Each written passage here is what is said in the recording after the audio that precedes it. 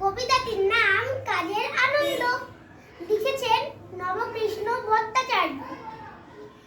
মৌমাছি মৌমাছি কোথায় যাও নাচি নাচি, দাঁড়াও না একবার ভাই, ওই ফুল ফোটে বনে যাই মধু আহরণে, দাঁড়াবার সময় তো নাই।